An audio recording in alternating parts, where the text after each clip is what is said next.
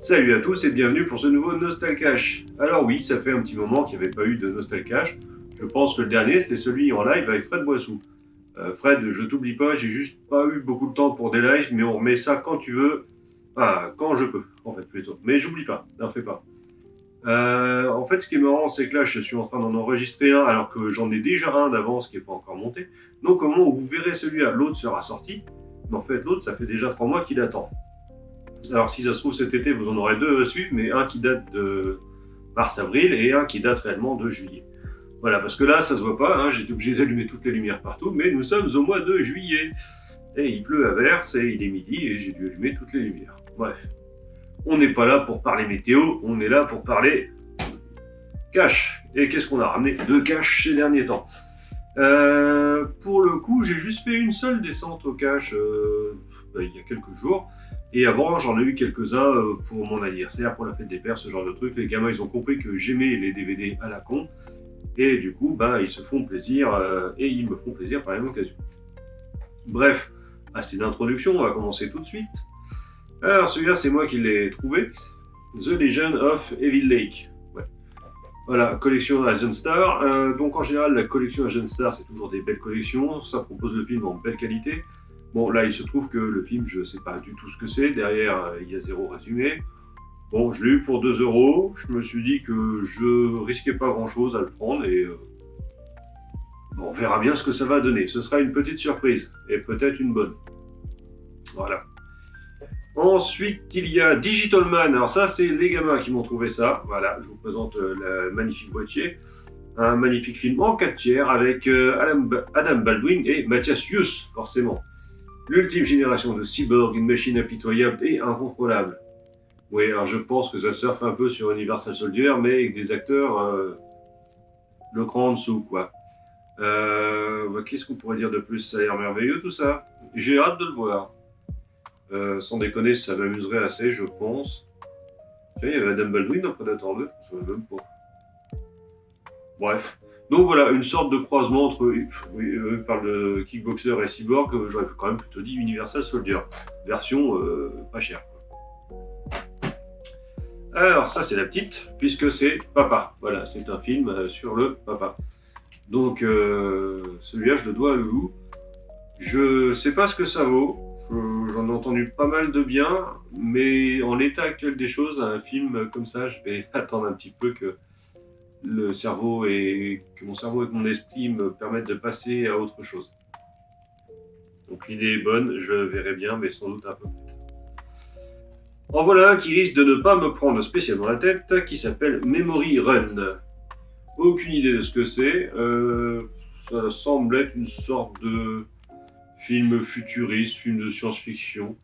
Je ne sais pas trop. Science médicale plus peine capitale égale l'ennemi absolu. Ouais. Oui, alors je ne sais pas trop à quoi m'attendre de ce truc-là. C'est marrant, l'affiche me dit vaguement quelque chose. Alors peut-être que j'avais déjà vu cette affiche au vidéoclub un jour, je ne sais pas trop. Mais bon, à voir. Hein. À vrai dire, je suis quand même pas confiant sur la qualité du bousin. Ah, en plein, dont je suis confiant sur l'absence de qualité. Jeff Wincott, Combat mortel. Seule la mort fait la différence. Et il y a même une faute d'orthographe. Putain, c'est pas possible. Ce genre d'édition à la con. Ah, en plus, c'est Prism. Alors, j'ai une chance sur deux que ce soit pas le bon film dans la boîte. Est-ce que je regretterais que ce soit pas le bon film dans la boîte? Pas sûr. Pas sûr.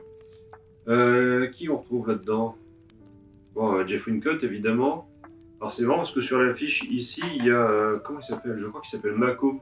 On le voit vaguement dans L'Arme Fatale 4, dans Pouvoir de Justice, notamment aussi. Ouais. Et puis, bon. On verra bien ce que ça vaut, hein, cadeau des enfants encore. Là, on est dans la pile un petit peu des cadeaux des gamins jusqu'à... Oh, il y en a encore pas mal, hein. Ouais, jusqu'à Narnia. Ouais, bon, je vous spoil, hein, il y aura Narnia dans le lot. Bref, donc, Combat mortel, ça a quand même pas l'air foufou. Un autre qui a pas l'air fou, et qui est un film de Menahem Golan, Péril atomique, avec Joe Lara et Frank Zagarino. Ça parlera peut-être aux copains de chez iKick, et surtout à Jazz, à mon avis, vu la qualité du bousin. Par le producteur de Jean-Claude Van Damme et Chuck Norris. Oui. Alors, peut-être que ce soit un argument spécialement vendeur. Hein. Menahem Golan. Sacré réalisateur, pépère. Casting de fou aussi, hein. Joe Lara, Frank Zagarino, décidément, on est servi. On reste chez les Baldwin, Stephen Baldwin, Nick Manfuso, Firepower. Bon, voilà, je pense que tout est dans le titre. Ils ont dû se dire que Backdraft ça avait marché, qu'ils allaient faire un truc du même genre.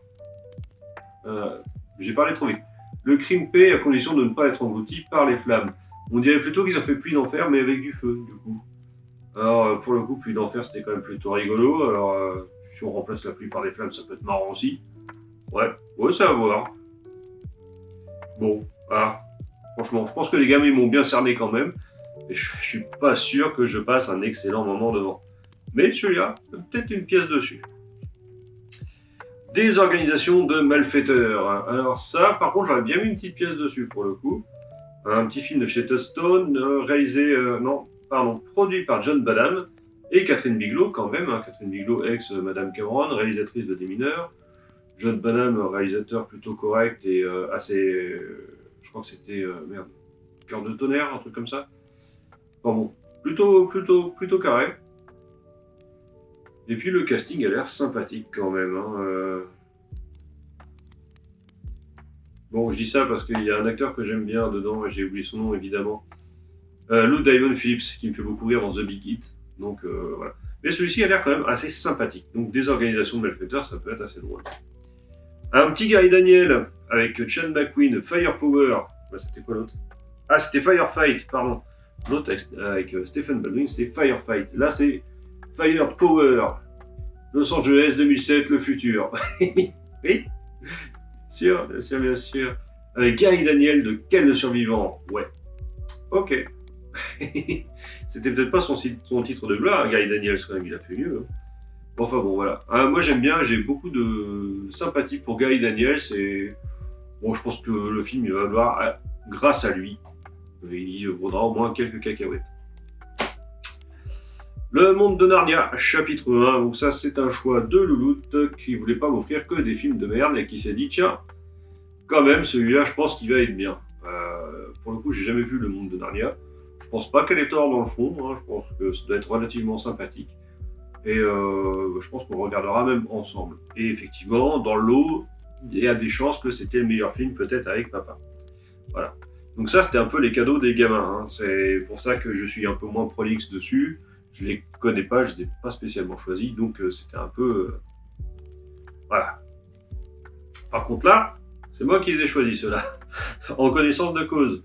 Malabar sur le Nil avec Bud Spencer. Bon bah de toute façon, j'en ai jamais fait mystère. J'ai beaucoup d'affect pour les films de Terence Hill et Bud Spencer, et même quand ils sont tout seuls. La carrière de Bud Spencer étant quand même nettement moins intéressante que celle de Terence Hill, mais il y a quand même des trucs sympas. Il y a Banana Joe, par exemple, que je trouve particulièrement rigolo, et je désespère pas un jour de tomber sur la pépite de Bud Spencer, où je pourrais me dire, ouais, quand même, il est pas si mauvais, il est pas si mauvais, parce que les deux ensemble sont quand même très bons, mais où je pourrais me dire, ouais, quand même, c'est son Joe Pantin, en quelque sorte. Non, je plaisante, ce sera jamais un Joe Pantin. J'espère pas qu'il ait fait ça. Bref, Malabar sur le Nil avec Bud Spencer. Et pour 3€, j'avoue que je me suis peut-être un peu trop lâché. J'aurais peut-être pas dû l'acheter 3€, c'est vrai. Alors, Chaos, Wesley Snipes, Jason Statham, 1€. Ça va, ça me paraît pas trop mal. De mémoire, c'est un film à faux semblant, pseudo-film à twist. Et je crois que c'était relativement sympathique, mais qu'il faut pas s'attendre à beaucoup de bagarres dans le lot. C'est dommage parce que Statham face à Snipes, ça aurait pu être sympathique, mais je crois qu'il n'y a pas vraiment de baston dans ce film. Voilà, petit point négatif par rapport aux attentes qu'on peut en avoir en tout cas. Chronos, le premier film de Del Toro pour 50 centimes. Alors j'espère que l'édition est plutôt chouette, mais je me dis que s'il est à 50 centimes, c'est que l'édition ne doit quand même pas être folle.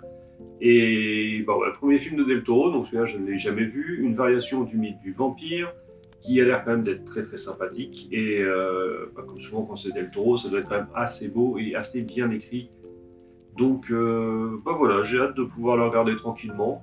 Alors que je dis ça se trouve je le regardais que dans 2 ans, comme Crimson Peak qui est encore en train d'attendre sur l'étagère, mais qu'importe, il est là, et je sais que le jour où je voudrais le voir, je pourrais le voir. Là, je suis très content d'avoir trouvé Chronos.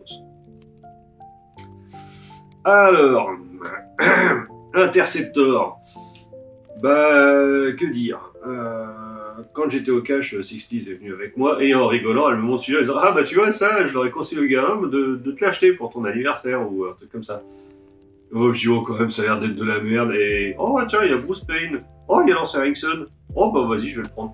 Voilà, 50 centimes, je prends pas un gros risque. Ça a l'air d'être très très con, mais s'il y a Bruce Payne et Lance Henriksen, bah pour le coup, il y a peut-être de quoi rigoler. Il nous parle de quoi? Donc, thriller mené à une vitesse supersonique. Ah ouais! C'est un peu l'ancêtre de Furtif. Ça pourra pas être pire que Furtif. Allez, on continue. Dans les griffes du dragon rouge. Bon, alors Jazz me l'a déjà dit, pour 8 €, je me suis peut-être un petit peu enflammé. C'est vrai. Mais ça fait un moment que je voulais le voir, ça fait un moment que je le vois au cash à ce prix-là et qu'il n'a pas baissé. J'ai fini par céder à l'envie de voir le film et je l'ai payé 8 €. Bon, voilà. Après, je veux pas dire que je regrette. Hein, film de Brandon Lee, film avec Brandon Lee, pardon, pas deux, mais avec, et Dolph Lundgren, ça ne peut être que sympathique. J'ai énormément de sympathie pour Brandon Lee, je suis content de le voir dans un autre rôle que The Crow, parce que personnellement, je crois bien que j'ai vu que The Crow avec lui. Et voilà, je me demande ce qu'il vaut dans un autre genre de film. Après, bon, réalisé par Mark Lester, hein, donc ça va quand même pas chier bien haut, on va pas se le cacher, on n'est pas sur du chef-d'œuvre, mais ça peut être relativement fun. Et c'est important aussi, surtout en ces temps un petit peu troublés. Hein, si vous suivez mes autres flux, vous savez. On continue. Oui, mais il y en a presque 40, hein, alors on va peut-être passer la seconde, je voudrais pas dire, mais il est déjà un petit peu tard. Braquage à l'américaine. Alors oui, je sais, l'affiche a l'air un peu dégueulasse, ça fait assez générique et à vrai dire, c'est pas tellement vendeur. Mais quand même, quand on regarde les noms dessus, Tom Béranger, Burt Reynolds, je me dis que ça peut être relativement cool. En plus, il y a une histoire de cinéma qui se mélange au milieu, de Las Vegas. Ah, moi, je pense qu'il faut laisser sa chance au produit. Et puis pour 1 €, je me suis pas ruiné. Et puis, bah, comme je l'ai dit, il y a quand même quelques gueules. Moi, personnellement, j'aime beaucoup Tom Béranger hein, depuis The Substitute et les one-shot, one more shot. Donc, bah, c'était l'occasion d'essayer. J'ai jamais entendu parler de ce film, je n'ai jamais rien vu dessus non plus. Bon, c'est réalisé par qui ça? Sonk Wortman. Bien. Eh ben, je ne connais pas ce monsieur, mais bon, on verra bien ce que ça vaut. Au pire, si c'est pas bon, bah, ça rejoindra la pile des DVD punis, ils iront à la cave. Voilà. Ah, ça, je sais que c'est plutôt fun. Doberman. Film français de Yann Kounen avec Vincent Cassel, putain. À l'arrière du boîtier, il y a le Doberman en 3D du début du film, et c'est là que je me dis que le film a quand même vieilli. Hein. C'est pas fou. Le Doberman est franchement dégueulasse, on dirait un petit peu les scorpions merde, du film avec Kevin Costner et Kurt Russell, Destination Graceland. J'aime beaucoup Destination Graceland aussi d'ailleurs. Donc, Doberman, si vous avez jamais vu, c'est un des premiers films de Yann Kounen, voire peut-être le premier long métrage. C'est assez violent, c'est assez barré. Checky Cario est dingue, Vincent Cassel aussi, et Romain Duris n'est pas aussi énervant que d'habitude, donc c'est plutôt pas mal, en fin de compte. Ça a bercé ma jeunesse, je suis vraiment très content de l'avoir retrouvé, je dois avouer. Je sais pas trop à quoi m'attendre en le revoyant, mais bon, je suis content de l'avoir trouvé. Je vais peut-être les mettre par terre parce qu'il y en a vraiment beaucoup. Voilà. Ah, mais on se voit mieux quand même. Alors, on continue. Little Nicky. 2 et avec Adam Sandler. Je sais pas si j'ai déjà dit, personnellement, je n'accroche pas du tout à Adam Sandler. C'est un humoriste qui ne me fait pas rire. Ses films en général ne me font pas rire. Sauf Little Nicky, qui a quelques saillies, on va dire, qui m'ont fait pas mal rigoler, qui a un petit côté, je trouve, assez South Park. À l'époque où South Park se moquait, à l'époque où Satan avait sa place dans South Park en tout cas. Et en tout cas, j'ai un très très bon souvenir de Little Nicky, donc je suis content de l'avoir retrouvé. Peut-être que comme Doberman à la revoyure, je vais me dire oh putain, dans quoi j'ai mis les pieds. Mais en l'occurrence, j'ai de bons souvenirs de celui-là, je serais assez content de le revoir. Et peut-être que ça me. Comment dire. Et peut-être que ça va un petit peu remonter le niveau. Salut le chat! De Pixel, hein, Pixel qui m'avait beaucoup énervé, que j'avais vraiment pris comme un glavio dans la gueule. Peut-être que revoir Little Nicky va me faire réévaluer un petit peu l'ami Adam Sandler à la hausse. Je suis pas confiant, hein, parce que j'ai vu les autres aussi, c'était pas glorieux. Oh oui, mon chacha. Ouais, regardez ça, s'il est beau le chacha. Viens là, hop, tu dis bonjour. Ah oui, maintenant que tu viens en gazette, faut que tu viennes aussi pendant le nostalcage. Hein. Bonjour. Allez, tu t'en vas maintenant. Hop. Voilà, non, Chacha, ne va pas faire tomber le téléphone. Alors, on continue. Démoniaque, Talia Shire et Jake Coleman. Alors, sur le coup, quand j'ai acheté, j'ai cru que c'était Gary Coleman. C'est pour ça que j'ai acheté. Et bon, c'est pas le cas, hein. J'aurais dû mieux lire. Je ne sais pas du tout ce que ça vaut, un espèce de pseudo-thriller érotique. Donc sans Gary Coleman, du coup ça va être un peu moins fun, je suppose. Voilà, donc ce sera à voir. Par le producteur du Dentiste, hein, qui était déjà pas un chef-d'œuvre, avec un visuel qui oscille entre Le Beau-Père et 9 semaines et demie. Ouais, 9 semaines et demie. Bref. On verra bien ce que vaut ce démoniaque, mais à mon avis, ça va pas très loin. Après, pour 50 centimes, je me suis pas ruiné. Un petit classique. Bon, je l'ai pas vu. Machine Gun avec GG. Moi, j'aime bien Gerard Butler. Et de manière générale, c'est un acteur que je trouve relativement sympathique. Allez pas me demander pourquoi, j'en ai aucune foutue idée. Mais quand je le vois dans un film, le capital sympathie du film monte toujours un petit peu. J'avais vu dernièrement dans le truc La malédiction de la momie, là, qui était tout nul, mais il y avait Gerard Butler, donc c'était plutôt sympa au début. Le règne du feu, le film est plutôt sympa, il y a GG. Ensuite, sa petite carrière action star, bon, elle n'est pas vraiment déplaisante, il n'est pas toujours à la hauteur de ce qu'il a été dans Que justice soit faite, par exemple. Mais bon, il assume son rôle, j'avais beaucoup aimé son, pas Anti-Gang, un film qui ressemblait beaucoup à Anti-Gang, du coup. Criminal Squad, qui était très sympa. Donc voilà, l'histoire vraie est incroyable de celui qui a affronté les milices les plus violentes d'Afrique. Ouais, l'histoire vraie est incroyable, on lui dira. En tout cas, pour 1 euro, je prends pas beaucoup de risques et je pense quand même que le film sera pas si mauvais que ça. Ah, bon, celui-là, je sais qu'il est bien, hein, on en a parlé dans le Bindcast, Mr Bean, le film. Voilà, je l'ai acheté surtout parce que, on en a parlé dans le Bindcast, justement. Jojo me disait... excusez-moi, c'est le chat qui perd ses poils. Jojo me disait que c'est dommage, on ne l'a pas, etc. Et ben écoute, voilà, il est arrivé, je l'ai. Maintenant, il est à la maison. Et je dois avouer que moi, le film me fait beaucoup rire. Il me fait vraiment beaucoup rire. J'étais pourtant pas tellement accro à la série, mais le film me plaît quand même bien. Je le trouve assez sympathique. Alors là, on est sur du grand film, pardon du peu, Dans ses yeux, film argentin. Vraiment, excusez-moi pour les poils de chat, j'avais pas prévu ça.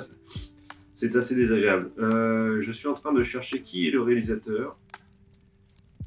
Juan José Campanella, donc je ne le connais pas. Mais, enfin, je ne le connais pas, je crois que c'était le réalisateur des 9 Rennes, ou l'acteur des 9 Rennes qui joue dedans. Bref, le polar argentin a eu une heure de gloire qui n'a peut-être pas duré très très longtemps en Europe, mais il a produit Les 9 Rennes et Dans ses yeux. Et Dans ses yeux, ce film-là, c'est une pépite, c'est vraiment une merveille de polar noir. C'est d'une... je sais pas comment dire, parce qu'on n'est pas sur le polar comme Machine Gun, comme ce genre de truc extrêmement action, violent, etc. On est sur un truc qui est plutôt posé, qui est plutôt dur quand même, et dont la fin laisse réellement KO. Hein. Et pas physiquement, comme on peut voir certains films d'action comme The Red Note, mais la fin te laisse quand même bien... ouais, elle vaut ce qu'elle vaut. Le film est vraiment très très bon. C'est un excellent film et je suis très très content de l'avoir trouvé pour 1 euro. J'aurais même été content de l'avoir trouvé pour 6. C'est pour dire. Ouais, comme j'étais dans ma bordée Wesley Snipes, je me suis dit, et que j'ai vu L'Art de la Guerre, et ben je l'ai pris. Je crois pas l'avoir vu, ou alors si je l'ai vu, il m'a vraiment pas marqué parce que je l'ai déjà oublié. Donc ce sera une redécouverte au cas où. Sinon ce sera une découverte totale, je sais pas trop. Je sais pas ce que ça vaut, je vois sur les photos que Wesley Snipes a l'air d'avoir les cheveux, enfin plus que d'habitude. Rien que pour ça, c'est peut-être un petit peu comme Nicolas Cage, hein, plus il a de cheveux et plus c'est loupé. Mais de manière générale, j'aime bien Wesley Snipes, j'aimais bien à l'époque où il était au sommet de sa carrière, on va dire, avec Blade et tout ça, et je crois que ce film-là est à peu près de cette date-là. Donc ça devrait être plutôt sympathique, L'Art de la Guerre. Haute Voltige, Sean Connery et... comment elle s'appelle, Madame Douglas, Catherine Zeta-Jones. Pourquoi je l'ai acheté? Je sais pas trop en fin de compte. Je sais que j'ai souvent trouvé que ce film était un peu bêta, était pas forcément exceptionnel, mais comme c'est un des derniers Sean Connery et qu'il est quand même mieux que La Ligue des Justiciers Extraordinaires, je me suis dit que ça serait peut-être bien de l'avoir. Voilà, c'est quand même mieux que La Ligue des Justiciers. Et puis de mémoire, je crois que c'est un film qui plaisait bien à mon père, que mon père avait trouvé relativement sympathique, et je pense que ça me fera plaisir de le revoir. Voilà, puis pour 1 euro, ça fait pas cher le souvenir. Demon House, eh ben, achat à la jaquette, hein, tout est dit. Voilà, vous voyez cette magnifique jaquette, 50 centimes, toutes les années 80 sur quelques centimètres. Franchement, oui, enfin, oui, ça marche pour ceux qui vont regarder sur YouTube. C'est vrai que pour la version podcast, ça va être moins parlant. Du coup, pour la version podcast, je vous invite à aller voir la version YouTube, je suis désolé. On dirait vraiment une vieille cassette des années 80 que je pouvais trouver dans mon vidéoclub. Et alors derrière, je sais pas si vous pouvez voir, mais ça sent les effets spéciaux fantastiques, ça sent le bon gros latex. Et j'allais dire, moi j'aime bien le latex, mais ça pourrait être mal interprété. Bref, 50 centimes, c'est pas un gros risque. L'avion de l'Apocalypse de Umberto Lanzi, presque 5 €. Ouais, je me suis pas mal lâché en fin de compte sur les prix. Normalement, j'aurais pas acheté un film de 8 € ou un film 5 €. Mais l'avion de l'Apocalypse d'Umberto Lanzi a quand même une sérieuse réputation. Et bah écoutez, je sais pas, la jaquette m'a vraiment bien parlé. J'adore la jaquette. Et je me suis dit que c'était l'occasion de le prendre. Voilà. A priori, on est encore sur des films de zombies et italiens. Ça sent le truc un peu cracra. Je pense que je vais pas regretter mon achat quand même. Ah, excusez-moi le poil de chat. 16 blocs, un des derniers Richard Donner, je crois. Un des derniers bons Bruce Willis aussi à mon goût. Je trouve que vraiment Bruce Willis est très très bon dans celui-là. Il aurait fait un meilleur Die Hard 4 que Die Hard 4.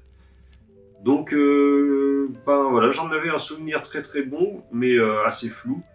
Je me ferai un grand plaisir de le revoir, je pense assez rapidement quand même, parce que j'avais vraiment beaucoup aimé ce 16 blocs. Et puis pour 1 €, encore une fois, je prends pas grand risque. Enfin, à force de dire ça, je me retrouve avec presque 200 films d'avance que j'ai pas encore vus, où je me dis ouais, je prends pas un grand risque. Et au final, j'ai plein de films que j'ai pas vus, et de toute façon, c'est un investissement à la con si je les regarde pas. Bref, j'arrête de m'engueuler tout seul. Je vais continuer la liste, et un jour, j'arrêterai d'acheter des films, parce que j'aurai plus de place, quoi. Bref, à couteau tiré, Anthony Hopkins, Adam Baldwin, enfin, ou un Baldwin en tout cas, je sais pas lequel. Il y avait peut-être un truc avec les Baldwin cette fois-ci d'ailleurs. Hein. Donc, un film où Anthony Hopkins et Adam Baldwin se battent contre un ours avec des pierres, grosso modo. Ça va un peu plus loin que ça, hein. Je crois qu'il y a toute une histoire d'un qui tue la femme de l'autre, dont il était l'amant, enfin bon. Il y a tout un truc policier derrière, je me souviens plus de tout, je me souviens juste que c'était pas mal, et encore une fois, c'est un film que mon père aimait beaucoup. Et encore une fois, comme pour le Voltige en tout cas, à 1 €, ça fait pas cher le souvenir, et puis bon, Voilà. Bref, ensuite, allez, l'expert Sharon Stone et Stallone. Probablement pas un des meilleurs Stallone, mais comme j'ai pas beaucoup de Stallone en DVD, j'en ai quelques-uns, hein. J'ai Get Carter, j'ai Detox, j'ai les meilleurs, quoi. Je me suis dit que l'expert, ça pouvait être rigolo. En plus de mémoire, l'expert était quand même plutôt efficace, plutôt sympathique. Et je vais pas me souvenir de tout. Je crois que je me souviens d'une scène dans le bus, dans un bus, avec des petits loupards qui faisaient chier une grand-mère, qui était plutôt rigolo. Donc ce sera un truc à revoir avec un certain plaisir et une bonne bière, je pense. Ah, alors là, on touche au chef-d'œuvre. Non, je déconne, j'en sais rien. Face à face avec Christophe Lambert. Christophe Lambert fait partie de ces acteurs où, dès que je vois un film avec Christophe Lambert, j'achète le DVD. Et souvent, j'allais dire je suis déçu. Non. Souvent, le film est pas bon, mais je m'y attendais. Et je suis content de voir Christophe Lambert quand même. C'est un peu ambigu, hein. Je sais pas si je m'exprime bien, mais quasiment à chaque fois, les films sont nuls, mais j'aime bien Totov. Alors du coup, ça fait passer le film pour un truc un peu plus sympathique. Le seul que j'aurais peut-être un peu honte à racheter si je le voyais passer, c'est Hercule et Sherlock. Là, j'assumerais peut-être pas à fond. Mais celui-là, en plus, il a l'air pas mal, hein, franchement.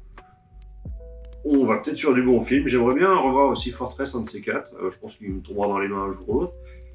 Mais à mon avis, je mettrais bien ma petite piécette dessus quand même. Ça a pas l'air mal, ce truc. Voilà, donc j'ai déjà dit, moi je cherche Anaconda depuis longtemps. Anaconda. Là, l'autre jour, j'ai trouvé le 2, le 3, le 4. Impossible de trouver le premier. Par défaut, j'ai pris Python. Voilà, c'est pas le même serpent, je sais, c'est pas pareil. Et putain, rien qu'à voir l'affiche, ça va être mauvais. Hein. Ça va être très mauvais, mais en même temps, je crois que j'ai Boa et j'ai Boa versus Python. Alors ça me permet d'avoir un peu la totale, quoi. Moi qui suis un peu complétiste.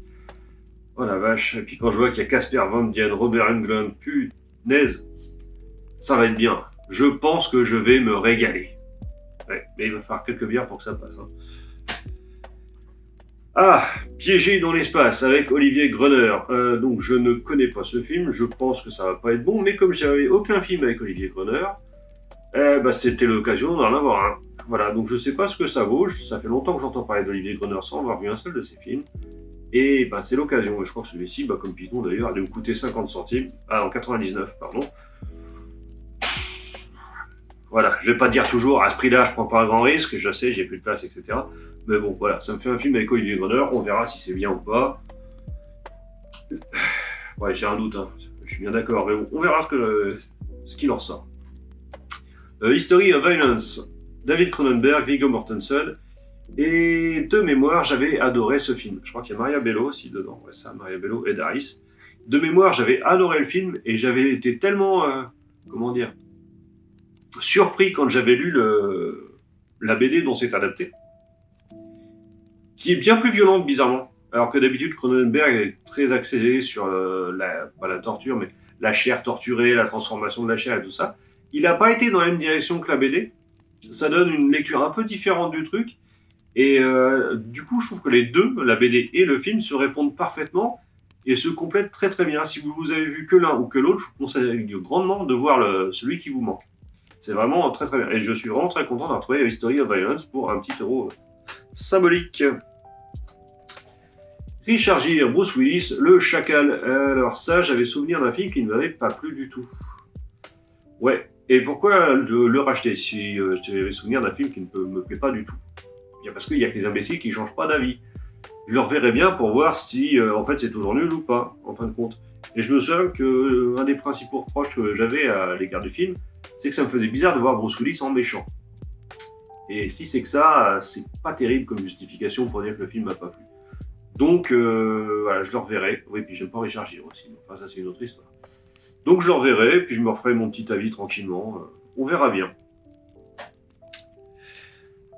Encore un Del Toro, encore un que je n'avais pas, L'Échine du Diable. Par contre, je l'ai déjà vu, je l'avais vu à l'époque au cinéma, puis sur Canal quand il était repassé.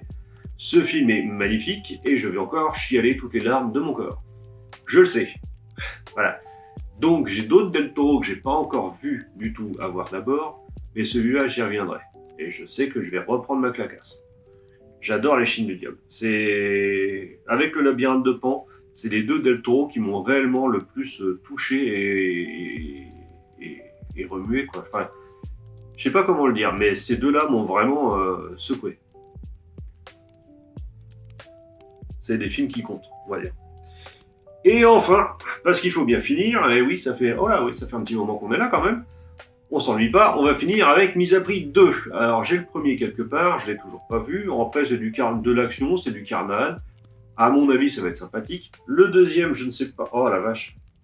Je ne sais pas qui est derrière. P.J. Pesquet, je crois que c'était lui qui avait aussi fait Vampire 2, qui était vraiment très mauvais. Il y a des chances qu'ils ne reprennent que les gimmicks visuels propres à Carnahan sans comprendre pourquoi Carnahan fait ça. Donc c'est un peu dommage, ça marchera moins bien. Mais je vois au cast un Vinnie Jones, je vois un Tom Béranger, un Terry Crews, j'ai l'impression. Ça peut être fun quand même, donc à voir. Pareil, j'ai payé ça 2 balles. On verra bien. Je me ferai peut-être une petite soirée avec Mise à Prix 1 et 2 d'affilée pour voir ce que ça vaut. Et voilà, on arrive à la fin de ce Nostalcache. Et je vous remercie d'avoir patienté jusque-là. Je suis désolé de m'être raté le pif toutes les 3 secondes à cause du chat. Vraiment navré. Pour ceux qui ont que le podcast, vous avez au moins cette chance-là. Je vous enjoins donc suivre un peu tous mes flux podcastiques parce qu'on faisait le point avec Dany l'autre jour, il y en a quand même pas mal. Si vous aimez les histoires d'horreur, par exemple, on va voir les potes de la clip avec 60s. Si vous aimez jouer et les musiques de films, on a le Blindcast, toujours avec 60s, et puis souvent avec des invités. Si vous écoutez Galaxy Pop, on fait la Gazette avec Dany. Si vous voulez m'entendre gueuler, râler, et que vous avez un besoin cathartique d'entendre quelqu'un râler à votre place, je vous enjoins à aller écouter les nouvelles chroniques de la haine ordinaire. Si vous aimez parler de ciné et un peu plus longtemps et un peu plus en détail que ce que je viens de faire là, eh bien j'ai les deux branques avec le Corbeau. Oui, ça commence à faire beaucoup, je me rends compte aussi. Si vous aimez Pierre Desproges, j'ai un podcast avec l'ami Mergreen où on parle de Desproges, qui s'appelle Étonnant Nom, sur le flux de Planet of the Tapes de Mergreen. Qu'est-ce que je fais d'autre? J'en fais beaucoup trop. Oui, il y a Nostalgie qui va reprendre en septembre, donc on va reparler jeux vidéo, plus ou moins rétro. Enfin, ils sont tous rétro finalement, mais ça me fait un petit coup de vieux de le dire. Et dans cette catégorie nostalgique, il y aura aussi un let's play consacré à Dark Souls 2 qui sera un hebdomadaire. Voilà. Et sinon, n'oubliez pas de vous abonner à YouTube. Je suis peut-être pas régulier, mais j'essaie d'être le plus souvent là possible. Et puis sur ce, je vous dis à la prochaine. Salut à tous.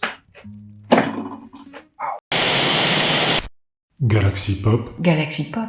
Galaxy Pop. Galaxy Pop. Wow. Galaxy Pop.